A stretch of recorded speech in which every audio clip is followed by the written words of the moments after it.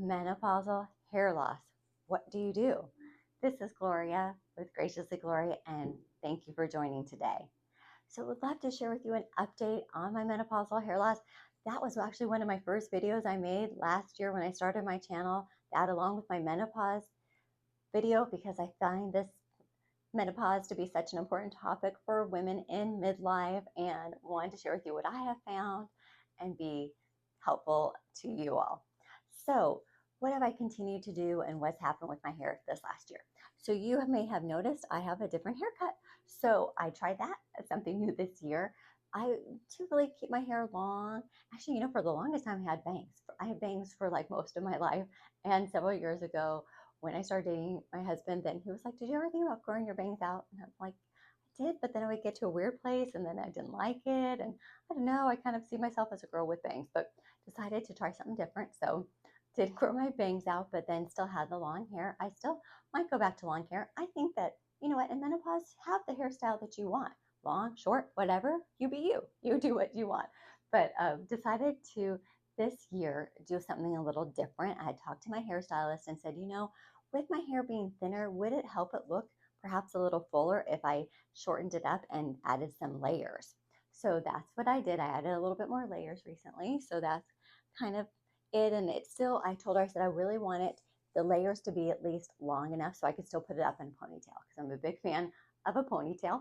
And so that was one of my criteria, but I'm liking this and still color my hair. I used to color my hair on my own via a box like the Garnier Fruit Trees, which I like, but I feel like as I've gotten older that I want someone to do it for me. And it's like the hair, the hair products, the hair dye might be like dripping or something and on the ground or on my back or something, and I have to clean that all up. So getting someone to color my hair for me.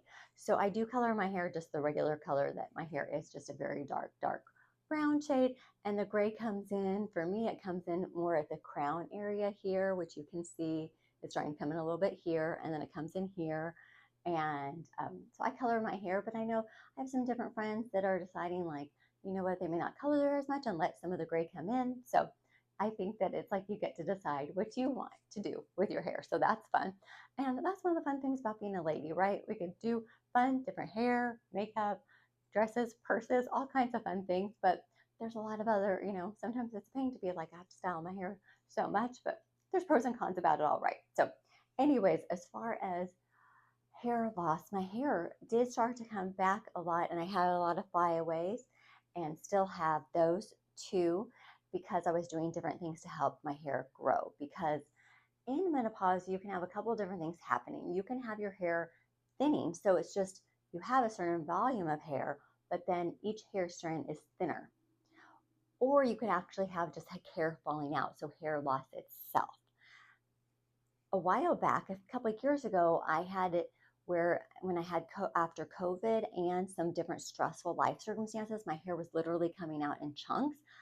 That was really stressful. And then I found out that stress could also contribute to your hair falling out. So then I was like, I need to be calm and it's like deep breathing and get some exercise and just get my like mental health feeling like calmer. But I don't want to contribute to getting more hair loss, and just being stressed out is not a fun way in reality to be in. So getting a handle of that. But that's important. Your mental health is important, I think, to your physical health, and they do relate to each other. So just taking that good self-care for yourself, ladies, I really encourage you all to do that and not to feel guilty about taking care of yourself. You've heard that story about the oxygen mask on the airplane, and if there's some kind of emergency, they say put the oxygen mask on yourself first so you could actually help those around you. So helping yourself is not selfish.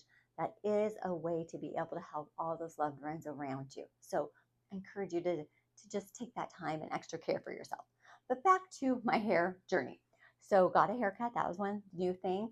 I'm still a fan of collagen. Still take that because collagen can help with things like your hair, your skin, your nails. And so Sparkle Collagen is the one that I found that I liked, that didn't taste weird or smell weird, but it does sometimes get a little bit clumpy when you stir it. But the one I actually just got is this one by Dr. Mary Claire's company, and this is the Pause nutrition, and it's the skin and bone. And this one has collagen powder, and it says it's 9 grams of collagen protein. It has Verisol and Fortibone, and it says it's gluten free. So I will let you know how that works. But finding some kind of collagen that works is helpful for your hair. I still keep up with massaging my scalp because stimulating that scalp, I think, is helpful. And so I use this in the shower. So I use that one that has an argan oil as my first cleanse. I do a double shampoo cleanse in the shower, and then I will rub that one in and massage it in. And it actually feels really good to do this in the shower. And then I do a second shampoo and then the conditioner. Now, I have tried different brands this year, and you can check out my video I did about different ones related to travel and shampoo and conditioner. And that Kitsch brand I'm liking, so I'm going to use that more, not just for travel. But I did also decide I had gone away from the Virtue brand, and I've gone back now to the Virtue brand because I did feel like I didn't love the smell of it. That's kind of why I stopped using it, but I do feel like it did help with my hair. So went back to that, and the Virtue also has this little flourish that you can put on your scalp. So got that too. One thing that I did try this year was different hair scalp serums. So I did try one that was from a dermatologist. It wasn't my dermatologist, but from a different one online, and then another brand. And I'm trying to think of what that brand was. But I don't feel like I noticed much of a difference. So a hair serum is something you can try. I've just done my own before, even just with coconut oil and some rosemary oil, because they do say rosemary oil has been proven to help hair health, so, and your scalp health. So that's an idea for you. But this Flourish one, I felt like I was seeing results with this, so I'm going to go back to that. That's an update there for you. But scalp massage, do this, and then I still do that other one. I like to do this when I'm just sitting in my bed, and so this one turns on, different levels, and then you just hold it to turn it off. And then it's really easy just to plug in and charge. And so I like this. I think it just feels nice too. Those are kind of the big things that the hair massaging is helpful. Perhaps looking at your haircut as well, just to help with the fullness. As far as styling my hair, I really like that blow dryer by Dyson. I had gifted that myself for one of the Christmases and told my husband, like, this is one thing I'd like for you to get me. And yeah, I just got it for myself, and you could package it and give it to me. I do like that. I think that just, I like that it has different attachments to it. So I can do the curls like this one, or it has the wand, the different kinds of wands that I help with different hairstyles. So I'm liking that Dyson Airwrap. Again, it is more of an investment, but I feel like it's lasted, and it is something I use often, so it's getting a value. I have 2 different brands of the little like mascara wand sticks that help with the flyaways. I still like these.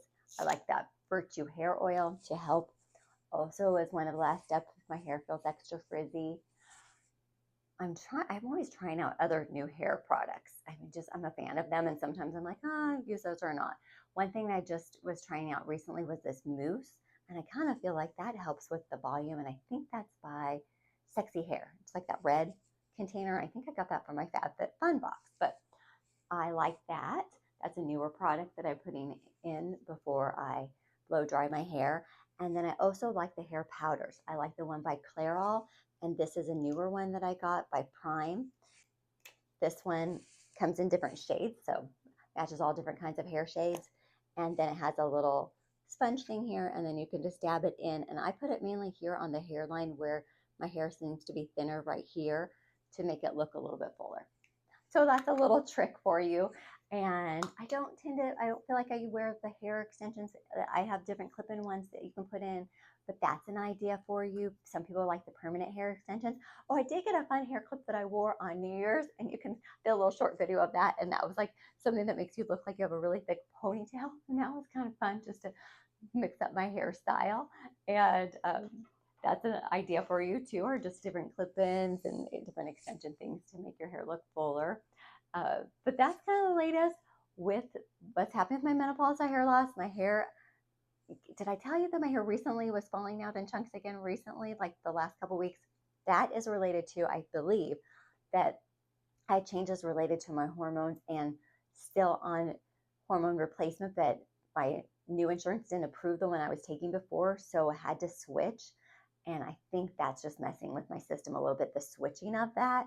And so I'm hoping that's going to stop soon. That falling out, and that was a little scary because I haven't been before. And if you have that, ladies, I have such sympathy for you because it is stressful to that it's already thinning, and then if it falls out extra. Now, a dermatologist is a great resource for you for hair loss. And I did find there's online, I think it's Alloy is the one where you can get minoxidil, an oral minoxidil. So that is something that I'm considering giving a try soon. So I might try that because I did try the other minoxidil, and which I found you can use the 5% minoxidil, just even like at Costco, even though it says men's on it, that one is safe. You could ask a dermatologist if you want to. But the minoxidil, I felt like it's something you have to put on every night. And then I feel like sometimes it made my scalp a little itchy or dry, or felt my hair was a little greasy-ish. I don't know. I just didn't like it as much. So the oral minoxidil is another idea for you. I'll try it. Probably. I'm thinking I'm more getting inclined to the idea of trying it. And then I can let you know what I think of that, because they do say minoxidil does help. That's an idea for you. But yeah, we are all on this journey together in menopause here in midlife, ladies. So I want you to feel like you're not alone. Share with me in the comments something that has worked for you, for your hair in this journey. I would love to learn from you guys too. And I feel like we could be a community and a resource to each other. So share in the comments below for me. And I appreciate your time today. Subscribe for more great videos. I do videos on women's health and lots of other subjects like travel, fashion, skincare, all things related to ladies in midlife and on this midlife journey together, and love to be a resource and a community, and love you all to feel like a sense of community here together. Appreciate you all. See you on the next video.